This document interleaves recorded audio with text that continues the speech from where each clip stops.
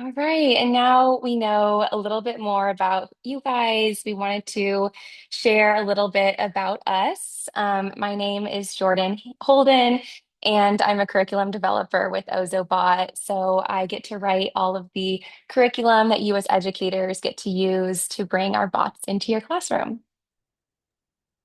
Hey everyone, I'm Graham. I'm the head of product at Ozobot. So I have the fun job of creating new robots and features and software tools for our products.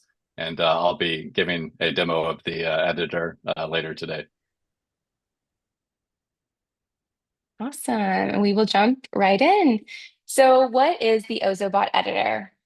Well, the editor is our newest programming tool that lets students program with Evo, Ari, and Aura robots using block-based coding. It is designed for grades K through 12, and there's no prior coding experience needed. So you can code your programs with drag and drop blocks, which is shown down here in this image below. And your students can create, test, and share programs that control their robot. So, more specifically, you can control the robot's lights, sounds, movements, create conditional logic, and so much more in this one virtual environment. The Ozobot editor bridges hands-on robotics with computer science, and it'll help your students build a lot of skills in problem solving and computational thinking. And this applies to all subjects, from math and science to art and ELA. What is needed to use the Ozobot editor? Well, of course, you will need your coding device. So that is going to be a laptop or Chromebook, and you will need a Chrome browser. We actually recommend not using a tablet when working with the editor. The next thing you'll need is an Ozobot. So that'll be Evo, Ari, or Aura. And last, you will need network and Bluetooth access. So, more specifically, what this means is your laptop or Chromebook, of course, must be connected to the internet. Then, Ari and Evo can be connected to the editor using Bluetooth. With Aura, however, you must have a wired Ethernet connection. And then the last item here, a camera, that is not required for coding with the editor. But if you are interested in teaching your students about computer vision, which we will explain more about how to do that in just a moment, if you are planning on doing that, you will need a camera that can connect to your coding device. This graphic I included here, it's actually specific for computer vision, but I thought it gave a really nice visual to what it might look like on your students' desks when they are coding in the editor with Ozobot. Once you have all of this, everything will run right in the browser, making it easy to access and teach and learn in the Ozobot editor.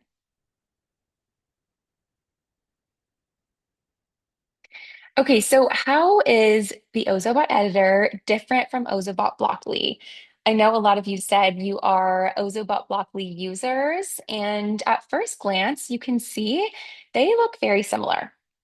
So if you're familiar with Blockly, the editor is pretty much the same platform, just with many more amazing capabilities that we've added. Like we mentioned, you can use the Ozobot editor with Evo, Ari, and Aura robots. So if you have one of those, we recommend switching over to the editor. But to get really specific about when to use the editor Blockly, we want to point out that Blockly is not compatible with Ari and Aura. So if you have those two bots, you actually need to use the editor. However, if you are coding very specific with Evo and a tablet, then you need to use Blockly.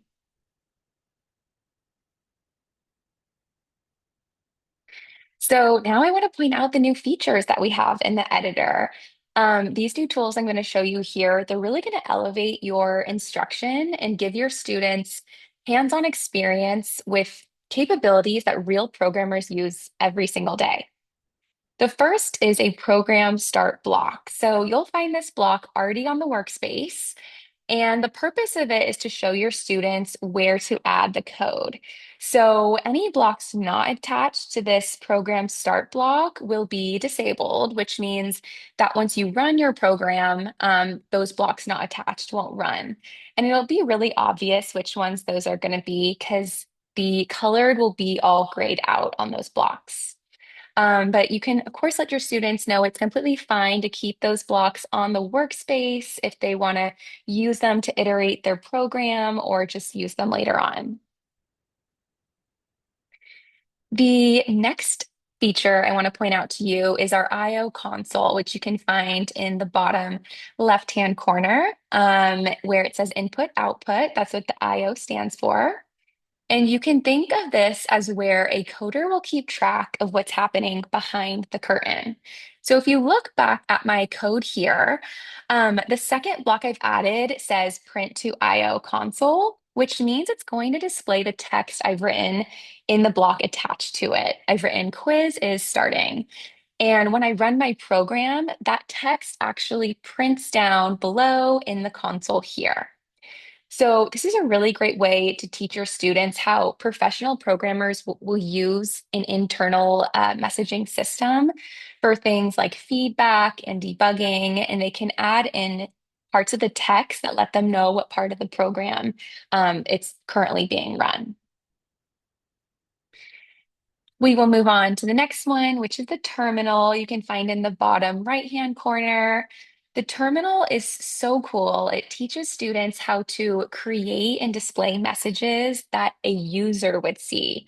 So, for example, if your students are creating a game or a quiz, they would prompt the player with questions and they would pop up in this terminal.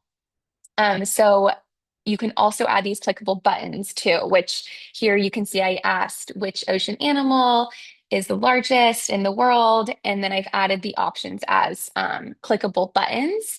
And the program will actually pause until the user inputs their response. What's even cooler is if you have ARI, you can have all of this that's populated in the terminal actually show up on ARI's touchscreen. And the last feature I want to point out is Python, that we've added the ability to program with Python. The first step your students should take if they're just starting to learn about it is select this Python preview, which is right next to the console.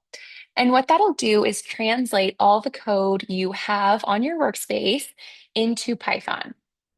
The next step would be to actually switch over to the Python editor and continue coding in Python, which you can do just by selecting code on the right-hand sidebar and then selecting these options. So who is the Ozobot editor for? While the editor may seem a little intimidating or advanced at first, we really want to make it clear that the editor is designed for everyone. So, to start off with elementary students, the editor just focuses on the basics. So, this would be simple sequences, events, and loops. They can create interactive projects that build those foundational coding skills and concepts. So, for example, those would be cause and effect, problem solving, and then, of course, how to control their robot in a fun and visual way. Moving on to middle school, the editor will expand into more complex logic. So students start using conditionals, sensors, variables, and multi-step algorithms. They will learn how to create interactive games, challenges, and AI-powered activities, which all require a lot deeper reasoning. And moving on to high school, your students can layer in even more advanced concepts like concurrent programming, data handling, camera-based AI, and Python. So the editor supports not only robotics classrooms, but also teachers across all subjects, really making robotics accessible in any classroom. And in just a moment, Graham is going to show a few demos with different levels of complexity. And so we really wanted to show you guys how the editor can be used by experienced coders, but also beginners. And I want to point out that the editor includes 5 levels, but don't let those deter you because blocks from any level can be adapted for any grade level.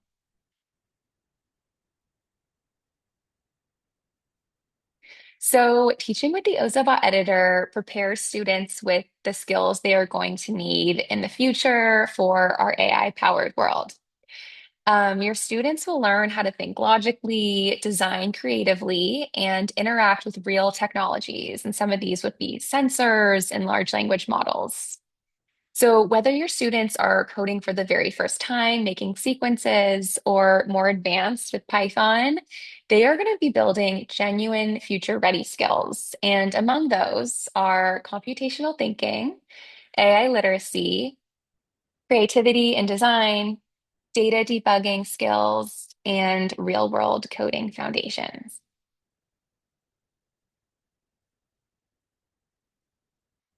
And with that, it's really important to us that we provide educators with the tools to teach programming in the editor. So, this is why we've created curriculum that introduces the foundations.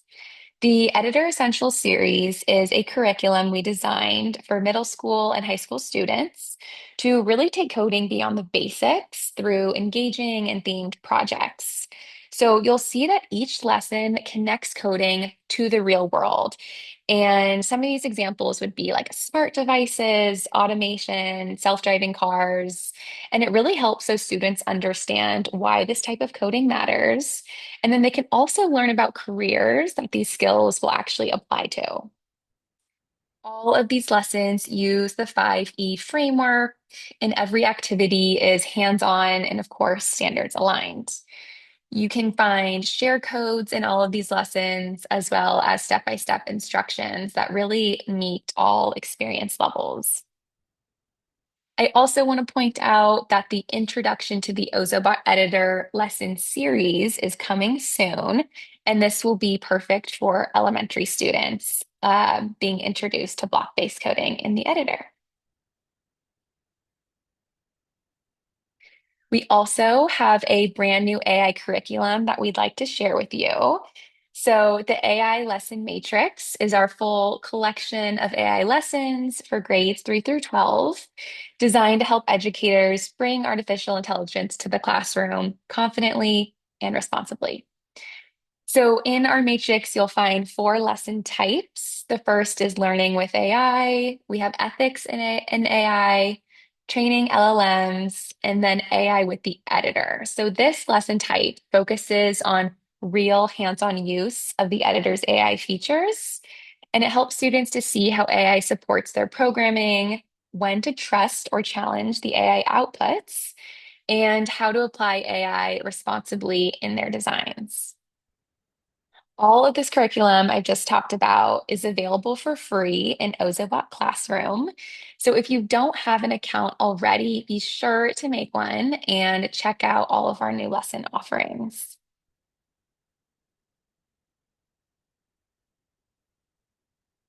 Right. So now we'll dive deeper into what coding with AI looks like. This is a really big new addition to the Ozobot editor. And so we'll first just start off by defining what an LLM is. Many of you might already know, but an LLM stands for large language model, and it's a type of AI that's trained on huge amounts of text that can answer questions and generate responses. And it works by predicting patterns and meaning in words.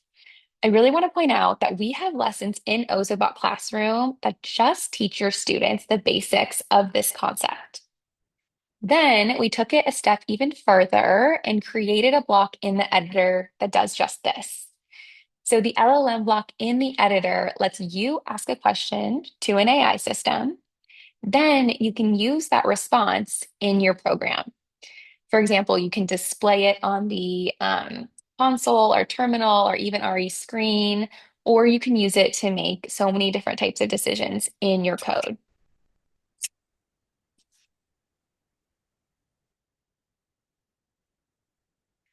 Once your students have found the basics of programming with the LLM, they can then introduce computer vision into their program. So, this is what I was mentioning previously about using a camera and attaching that to your coding device. And through that, your students will learn about computer vision. And computer vision is a form of AI that enables robots and computers to see and interpret visual information from the world around them. You'll use cameras with that trained model to recognize, classify, and respond to images or patterns. What's needed will, of course, be your coding device, and then a camera that can connect to it is required. We recommend using a USB document camera, which I'm sure many of you have, but if not, these cameras are widely available for purchase online. More specifically about how it works, so you will first ask a question to the LLM using the LLM block, and the camera will capture an image. So that might be an activity sheet or a drawing that you have placed directly under the camera. In this example here, I've written the question, what animal is shown in this picture? So maybe underneath the camera on a piece of paper, I'll draw a specific animal. Once you run the program, the LLM will take that snapshot, the camera will take a snapshot, and the LLM will analyze the image. Then it will provide you with an output, and you can use that in your program. I do want to clarify that the AI tool does not continuously monitor the camera feed. Instead, it takes a single snapshot of the image at the exact moment when you ran the program, and the AI will just respond to that one captured image rather than an ongoing video or a live stream with updates.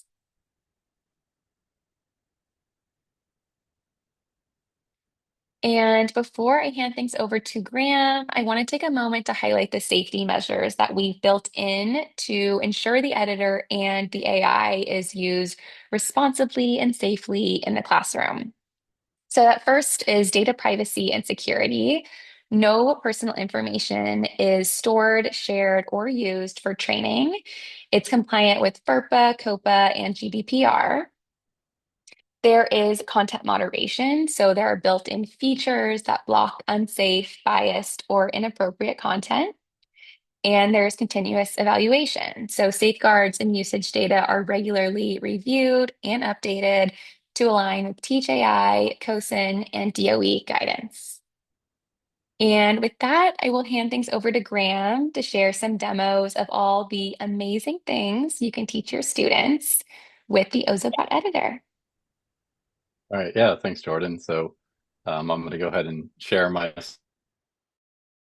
screen here. And what I have set up is the editor window and then a camera so you can see what the bots are doing. Oh, wait. What the bots are doing as I run them. And so I'm going to show several different kinds of programs just to highlight the features of Editor. And like Jordan said at the beginning, don't worry about taking notes. That we'll send out the recording after the demo.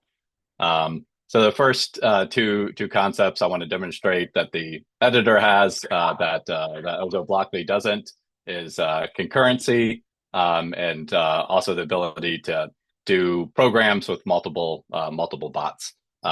So what current concurrency means is just I can do multiple sections of code at the same time.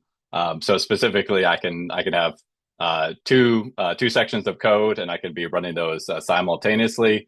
And I can do that either on a single bot, which I'll show, or I could do it on multiple robots. So to find this, it's level 3.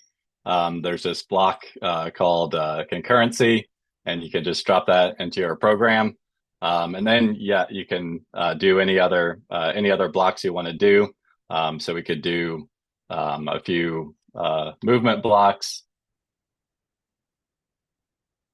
And then I might do some light effects.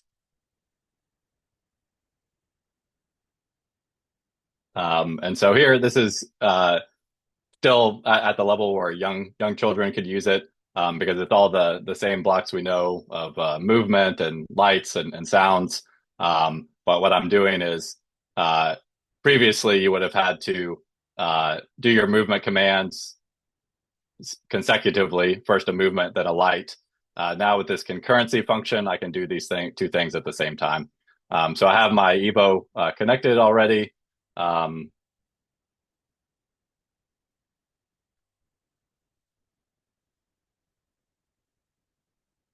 that there's something. I think oh, it's because I just disconnected it. Okay. Um, Let me reconnect it.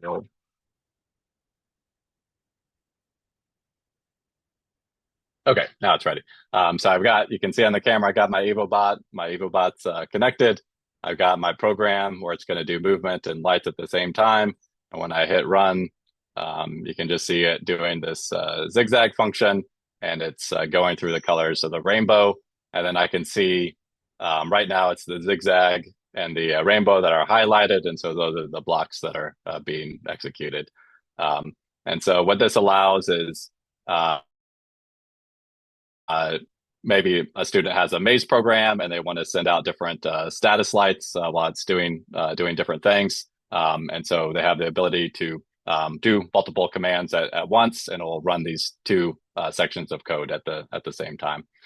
So students can do real simple things in the level 1 and 2, where it's movement and lights or sounds, or you could start to do more complex programs. And so in this next one, all I've done is add a loop to it. And so you can start to introduce concepts like loops and logic or variables. And so here I'm going to have the bot do a square walk. And so I move, I rotate, and then I move again. So I have one loop going of movement, and then I have a second loop going of lights. And so I will set the lights to a random color, wait, turn the lights off, and these two loops will keep on repeating at the same time. And so, yeah, that students can make this as complex or simple as they want. Here I'm just sending the bot in a square walk, and the light function and the movement function are happening at the same time in these two sections of code.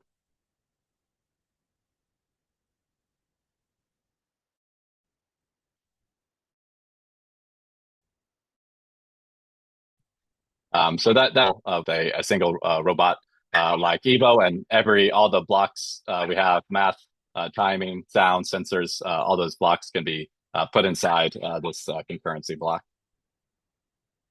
So now I have a little bit more complex program, and I'll introduce the concept of using more than one robot. And so for this, I'm going to get my ARI as ready as well.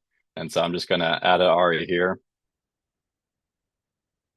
and get that set up.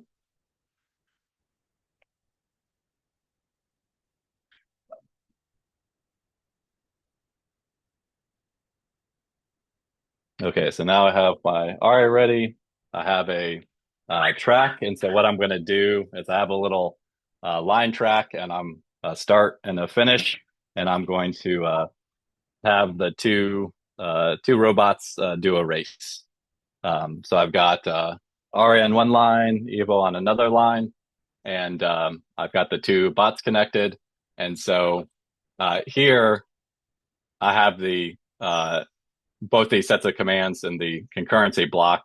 I've added one other block, which you can find in level 5, and that's this devices block. And so what this does is it allows me to, every command I group inside of this will be assigned to whichever robot that I choose. And so the things that appear in this drop-down menu are all the robots that I have added over here on the right. So I have one Evo added, I have one ARI added, I have the browser terminal, so I can also send some commands just to the terminal. And so now if I add in, for example, if I added another ARI bot, then in this drop-down menu, I'd see a second ARI. So as many robots as you add in this menu, you'll see in this little drop-down. And so what I'm going to do to just make this fast is I've got all the commands I want to do for my ARI. And so I'm going to copy and paste that and put it in this other section. And then I'm going to change that to Evo. And so now I've got my race set up for my two robots. And if you look at the code, what I'm doing is just like at a racetrack, they have those the stoplights that tell the cars when to go. And so I'm going to change the light first to red, pause for a second, then to yellow, pause for a second, and then to green. And so that's my light sequence of the bots getting ready to race. And then I had this command where I am setting the line following speed to a random integer. And so that's what introduces a little variability. So we don't know who's going to win the race. And so I have both robots will get assigned a speed, which is a random integer between 20 and 60. And then they're going to follow the line until they hit the line end. And so we don't know who's going to win, but they'll both be assigned a speed, and we'll see which one finishes first. So this allows basically this concurrency plus the robot selector allows me to do tasks with multiple robots acting at the same time. So when I run it, first they turn red, then yellow, then green, and then they'll start moving. And it looks like Ari got the faster speed assigned to it. And so, yeah, that's just a fun demonstration you can do with kids. It doesn't have to be an Ari and Evo. It can be two Aris. It can be two Evos. But with this type of program, you can do a race. You can introduce variability with the random integer generator. And you can have this concept of selecting which robot is going to do each specific task. So that's the first little grouping, which is the concurrency and the device selector. Now I'll move on to this next section, which is going to talk about printing to the console. And so here this is especially useful for math functions. It's helpful for debugging. And so a best practice that I do is a lot of times when I'm working on a program and I'm going to be running it several times, I might put little notes like this is the start of the program or this is the end of the program. And so that helps me when I see the output, just know which section of the program is run. I might put notes for another person who's going to be running that program. And so that this printing to the input-output console could be helpful for several reasons, for seeing the result of a math equation, for printing notes about what the program is doing at a certain point. And which we'll also show in a minute is you can use it to get sensor readings. So here's a case of this is a function that can be done totally independent of the robot. And so to run this, I don't need any robot connected.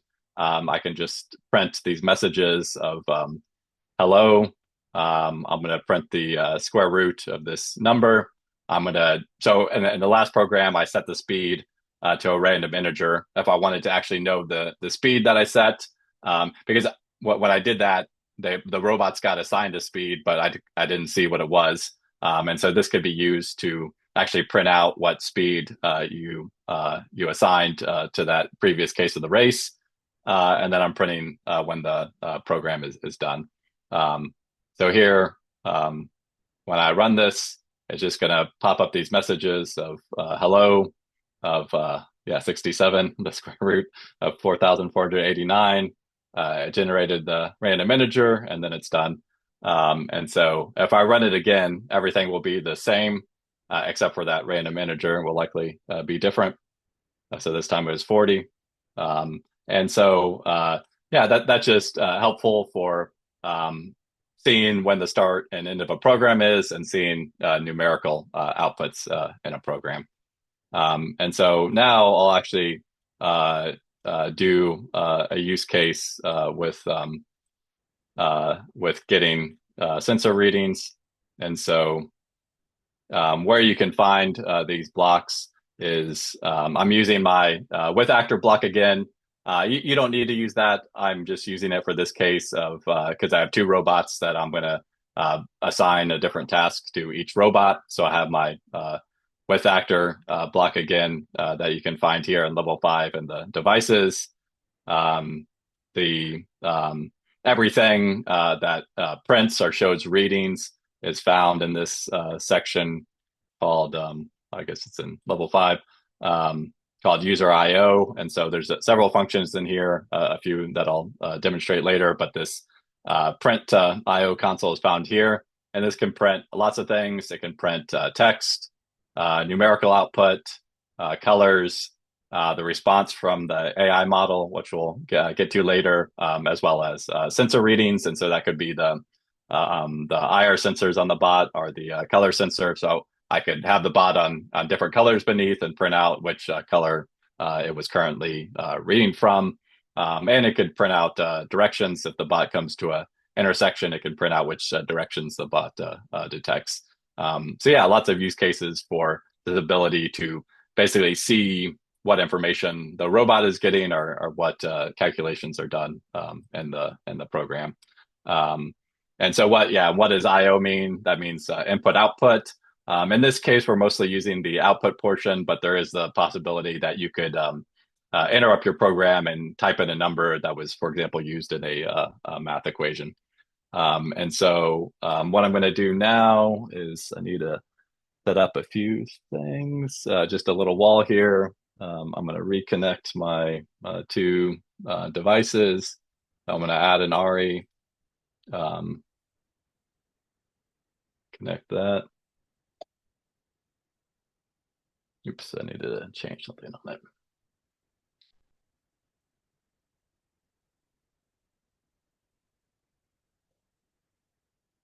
So yeah, I'll have my ARI connected. I'm going to add a Evo. And again, I'm just doing this to show that you make programs with multiple bots, but you can do similar programs with one Evo, one ARI, or whatever bots you have in your classroom. And so here I'm going to show two different sensors. ARI has in the front, it's got two proximity sensors. And so we call those infrared sensors. And so that measures something really close. And then in the center, it's got what we call a TOF, which means time of flight sensor. And so the time of flight, the way it actually works is it sends out a little light beam. That beam hits a wall and bounces back. It's pre-calculated how fast that light beam travels. And so what it actually measures is the time of that beam to hit a wall and be received back into the sensor. And then we can get velocity divided by time equals distance. And therefore, we calculate the distance based on sending out that beam of light and measuring how long it takes to get back. And then we also have our Evo connected. So it has these little infrared sensors in the front. And so we're going to be measuring from those infrared sensors, and those have to be relatively close. So we've got a wall made out of Duplos.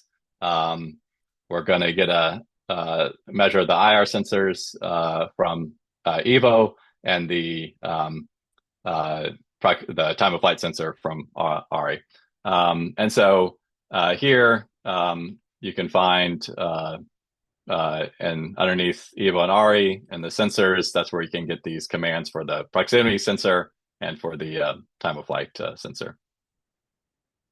And so again, just to help see what I'm doing in my program, if I do multiple runs, then I'm printing just a message that this is my Evo reading. And so I know which one is which. This is my ARI reading. I've got these group of commands assigned to the Evo bot, these group of commands assigned to the ARI bot. And now I'm going to say done when I'm done. And so that it's easy to see if I've run the program multiple times. Yeah, so then when I run this, it's just going to say the Evo reading is 154. And so that's a measurement of current from the IR sensor. The RA reading is 141. That's in sorry, 0.141. That is in meters, and so it's 0.141 meters away from the wall. So that's a way I could just use this ability to print out information and see actual sensor readings, whether that's the infrared sensor, the color sensors, the line following sensors for different intersections. And in the case of ARI, it has the time of flight distance sensor. So now I'm going to get rid of the Evo for a second and do one more program that you could create with the ARI, which introduces a few new concepts such as variables and loops. And so what I have here is I have a wall. I have a track. And so here I'll show this program. So with this program, I'm going to have a loop that's going to keep on repeating until the condition is met to break out of the loop. I'm going to turn off all the top lights just to reset them. I'm going to follow the line to the next intersection. So it means each one of these little intersections, RA will stop at that line. I've created a variable. So the variables you can find down here that you can create variables and name them. I can create any variable name I want. It's useful to name it something meaningful. So I've named my variable the time of flight reading. So I am setting the variable to whatever the reading from the sensor is. I'm going to print that to the console just so I can see what the actual reading is. So as it moves through each section of the loop, it's going to print that reading for me. And then I've set up a condition to either continue or break out of the loop. And so if the variable, which is now set to the time of flight sensor, is greater than a certain number of 0.035 meters, it will keep going. I'll turn the top light green. And then if the condition is not met, meaning it's not greater than that 0.035 meters, it's going to break out of the loop. And so this kind of simulates behavior of getting multiple readings and then having some condition for maybe an autonomous robot that you don't want it to crash into the wall. And so it's going to keep on measuring its distance from the wall. And then once it gets too close to the wall, it's going to break out of the loop before it actually hits the wall. So when I see this, I'll hit run. That RE is just going to stop at each intersection. It's going to say the actual reading from the time of flight sensor. So you can see each reading gets a little bit smaller as it gets closer to the wall, but it's still above the 0.035 condition that we've set. And then now it's just in front of the wall. And then, it's actually the last one was within a very small distance. The sensor is less accurate because it just bounces back and forth. But finally, the bot stopped right before hitting the wall.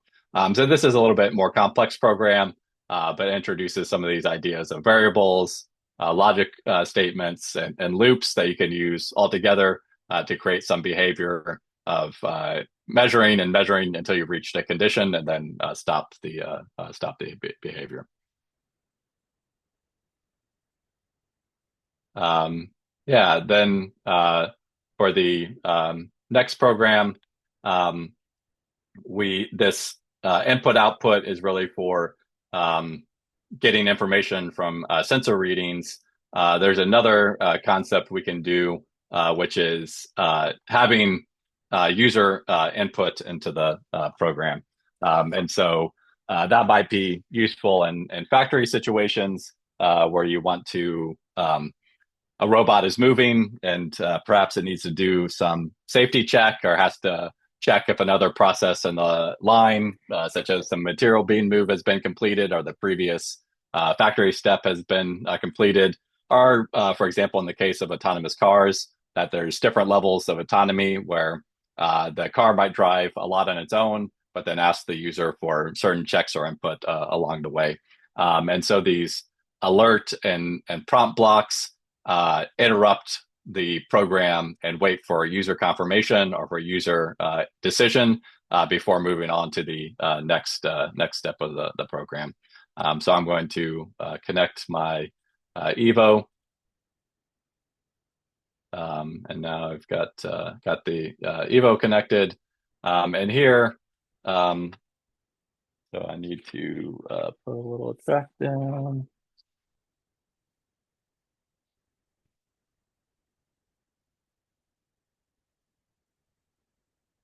Yeah, so I just have a track with a few intersections on it. And so these blocks, similar to the print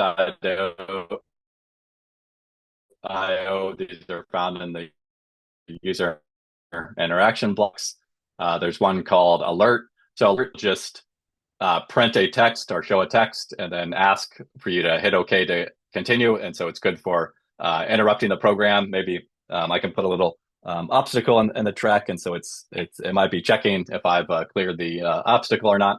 And then the prompt is good for having multiple options that you want to choose between multiple options. And then there's this pre-built one which will for line following, that it will show when the bot is line following comes to an intersection, it'll populate it with every intersection direction the bot has detected, and you could choose which one. And so that might be a fun way to, you could build a maze game where one child designs the maze and the other child runs it and keeps on having to pick the direction for the robot to complete the maze.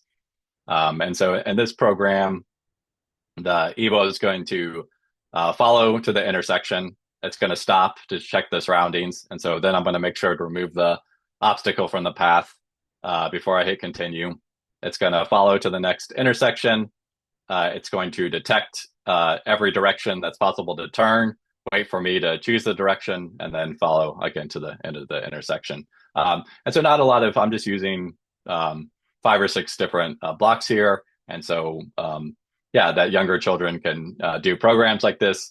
And this introduces this ability to interrupt the program to make decisions.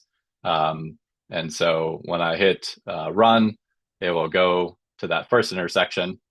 Then it brings up this message here about check the surroundings. And so myself as the human operator is going to check the surroundings and move the obstruction out of the way. And now I say, yes, it's okay to continue.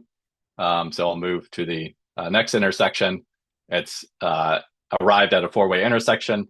So it's detected it could turn any way on this 4-way intersection. And so, again, this could be used for some kind of maze, or we have programs that maybe ask to do a math problem, and you have to choose which one. Each direction is associated with an answer to a math problem, and you have to pick the right answer. So there's lots of ways you could use associating directions with multiple choices. So I'll hit right, and then the bot will continue to the end of the line. And so, yeah, it's two new concepts of being able to interrupt a program and to put input into a program, which are both useful in robotics and also, yeah, all kinds of coding where you need user input. And so the next little example, I'll show this prompt block. And so here, the idea is that I can do multiple options. And so this one is this prompt for block right here. And if you hit the settings gear, you can add as many options as you want to it. And so what I've got set up is it's going to ask a question. What is 7 times 8? It has several answers, and I can choose an answer. So when I run this, there's no additional logic attached. All I've done is show a message, what is 7 times 8? And the user can hit an answer. And so no matter what I hit, it just, because it's only a 1-block program, it just ends the program and doesn't do anything after that. But I could connect this to a robot and some logic and a few other things to set up some more interaction with the program. So here that I've now have a variable, which is quiz answer. There's another idea called data casting, which is also important for the LLM, which we'll get to in the next program. But saying that the uh, prompt that I'm looking for the user is the type number. And so I could also choose string, which is text, Boolean is true or false, line and surface color, and direction. And so because in this case, I want it specifically as a number. Um, and so the user is going to choose one of those. And then I am using a logic statement to compare what the user answered. So when they press one of these, it sets the variable to that value. And then I'm checking if I've set the logic to check if they get the right answer, it's going to turn the light green and do a little spin dance. And if it gets the wrong answer, it's going to turn the light red and tell the user to try again. And so in this program, I'll go ahead and hit run. It just asks for the user to give a response. And so if I say not the right answer, it'll turn the light red and give me this message, try again. And then I can run my program again. And if I give the right answer, then the robot responds. So this is a way you can make a fun program where students can design a quiz on any topic. You can use it as support material for other lessons that you're learning. And you start to introduce some of these coding core concepts like variables, conditional logic, and then triggering behavior in the robot. Yeah, so that's these possibilities to ask for user input in the program. The last little set of programs that I'll show is using the LLM blocks. So these are actually prompting an AI model such as ChatGPT or Google Gemini. And so how I do this is first I add an LLM bot, and there's multiple bots or multiple models, so you can choose from AI models and Google models. Really, the many ones use fewer tokens, and the standard ones are better if you have a camera connected, which I'll also show in a minute. And what we do is that every student gets so many tokens per day, and we refresh the tokens daily so that students have enough tokens to use to do programs like this. And so here, to show a couple things, Jordan mentioned those guardrails earlier. And so where you find this is there's a block called LLM. And so you just add that block. I have it connected to the print to console. And so I'm going to print the answer from the LLM. There's this idea of data casting again. And so this time, this selects what is the output of the LLM. And so what that helps me with, I'll show in a minute, is I can force the LLM to output a data type that I could use in other parts of my program. So it's string text, number, Boolean true or false, color, and then direction. So right now I'm just running this program to say what happens if the student tries to ask about any taboo topic. We check both the question that is asked to the LLM and we check the output to make sure there's nothing inappropriate, unrelated to education that the students would be interacting with the LLM. And so if I run this right now, it's going to pull up an error message that says prompt violates our policy. And so we're always updating these guardrails just to prevent that this is for educational purposes and topics like that aren't relevant to education and not for students to ask. So that's just to show that. You can to also show you can pretty much ask anything. So just the kind of questions you would ask a Chat GPT or Google Gemini. And so I've built two questions in here. What is the capital of Mississippi? And can you give me a short summary of the Smoot-Hawley Act and its implications? And so those are just some funny examples, but you can ask anything. And so if I run this, it's going to print whatever the LLM answered in the format of a string. And so at first I get the capital of Mississippi as Jackson, and then I get this summary of a congressional act passed in 1930 that related to tariffs on imported goods, and triggered a trade response. And so, yeah, historical questions, math questions, science questions, you can ask the LLM anything. But that's not really the beauty of it, because you can also do that with Chat GPT. And so what's fun is to actually ask something that the robot can interact with. And so this allows students to prompt LLMs, decide what the LLM should answer, what format it should answer in, and then use that in a program. So here you won't be able to hear it, but now what I've done is we have a say number block, and so Ari and Evo both have a speaker, so they can yeah say things out loud. And so I've set my data output type to be a number.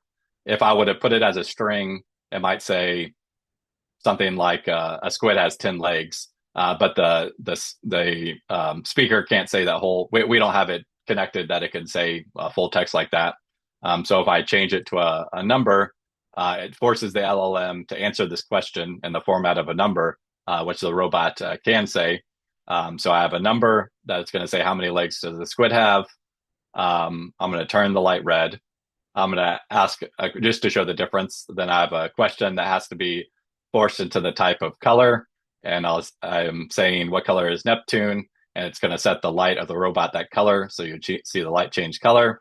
And then I'm saying follow to the next intersection. Have a question that could be formatted in the form of direction. So I'm asking on what side of the road do they drive in Japan? And it will force the output to be something like left or right. And then the robot will pick that direction.